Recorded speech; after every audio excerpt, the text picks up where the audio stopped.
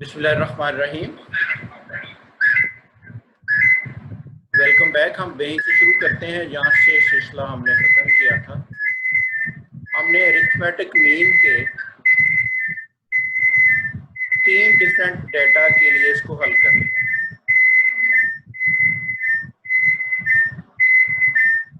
Group data में मैंने लिखा है कि डेटा की 2 टाइप्स होंगी।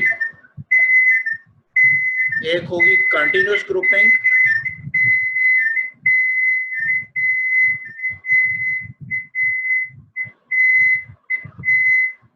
और दूसरी होगी हमारे पास डिसकंटिन्यूस ग्रुपिंग। हमने कंटिन्यूस ग्रुप डेटा की बात कर ली। अब हम एक डेटा लेंगे जिसकी शेप डिसकंटिन्यूस हो।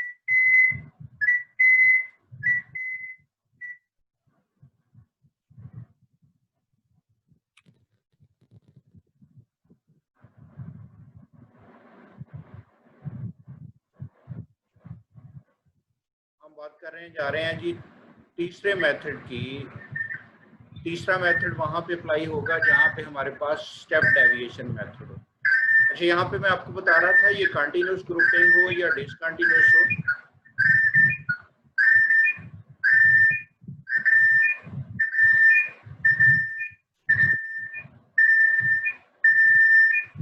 ये वाली शेप जो आपके सामने है ये कंटिन्यूस ग्रुपिंग कहलाती है। अगर डिसकंटिन्यूस हो,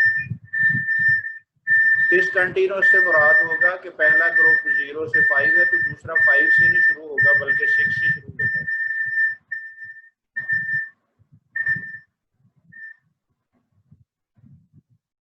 तो इससे कोई फर्क नहीं पड़ता डेटा में ग्रुपिंग कंटिन्यूस हो या डिसकंटिन्यूस, हमें जरूरत होती है एक्स की।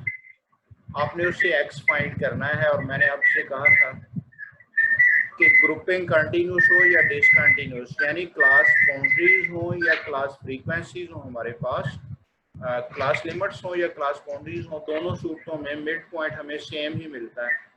हम क्लास बाउंड्रीज को ऐड करके 2 पे डिवाइड कर लें या क्लास लिमिट्स को ऐड करके 2 पे डिवाइड कर लें, लिहाजा हमने मिड पॉइंट लेना है।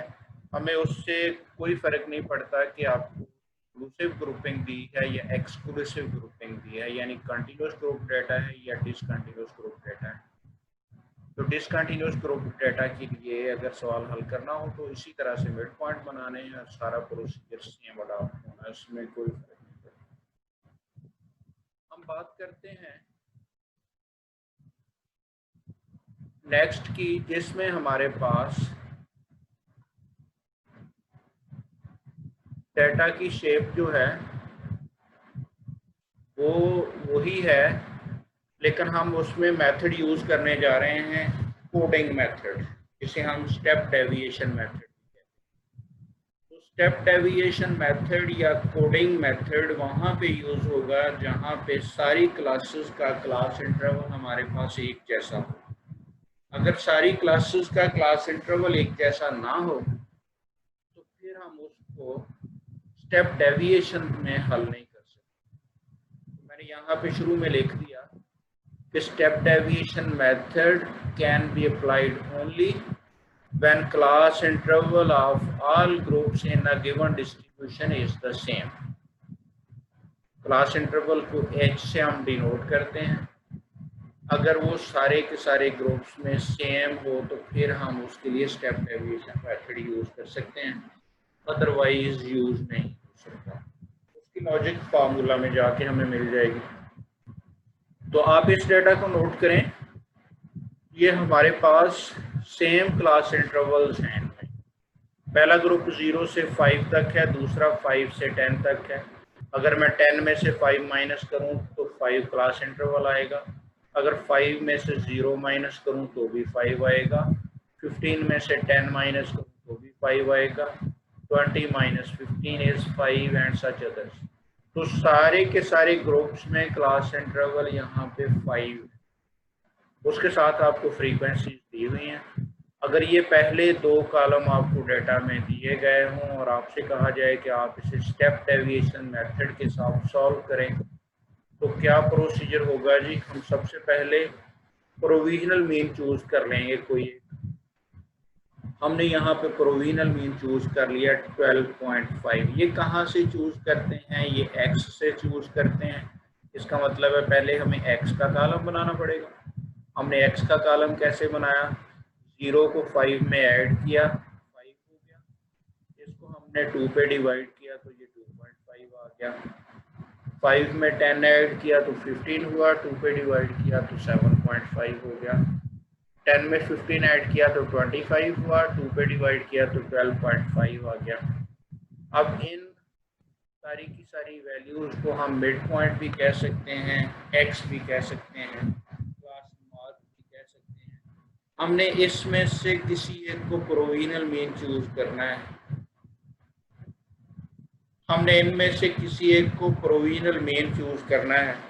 तो मैंने यहाँ प्रोविजनल मीन चूज कर लिया जी 12.5। 12.5 मैंने इनमें से माइनस करते जाना है और फार्मूला है हमारे पास mean is provisional mean plus summation F U divided by summation F multiplied by H. तो पहले हमने u बना लिया और u किसके बराबर है? u बराबर है x minus provisional mean divided by h। तो ये मैंने लिखा u is x minus provisional mean divided by h। ये समेशन नहीं है, यहाँ पे ये मिसप्रिंटिंग हुई है। ये है x minus provisional mean divided by h where h is the class interval. तो हमने 2.5 में से 12.5 माइनस किया और उसको 5 पे डिवाइड कर दिया। तो ये हमारे पास आ गया -10 डिवाइडेड बाई 5 दैट इज 2। तो हमारे पास u की वैल्यूज इस तरह से आ जाएंगी। तो u की डिफरेंट वैल्यूज इस वक्त हमारे पास बन जाएंगी। फिर हम बना लेंगे f multiplied by u। f multiplied by u कैसे बनेगा? u की वैल्यू हमारे पास 2 थी, हमने उसको f के साथ मल्टीप्लाई किया तो ये हमारे पास 12 बना। ये माइनस का 2 है, ये भी। तो f मल्टीप्लाइड बाई u आपके पास कैसे बना? u वाले कॉलम को हमने f के साथ मल्टीप्लाई किया।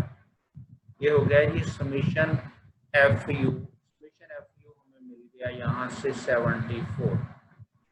74 को हमने 101 पे डिवाइड किया, उसमें प्रोविजनल मीन ऐड किया, वो था 12.5 और मल्टीप्लिकेशन साइन के बाद हमने h की वैल्यू लगाई, वो 5 थी जो हमने यहाँ से। तो आपको मैथमेटिक्स के स्टूडेंट्स हैं, हमने 75 को पहले 101 पे डिवाइड करना है, जो आंसर है उसमें उससे 5 को मल्टीप्लाई करना है। ये आ जाएगा 3.66। अब ये 3.66 में हमने 12.5 ऐड किया तो ये हमारे पास आंसर आ गया 16.16 अगेन।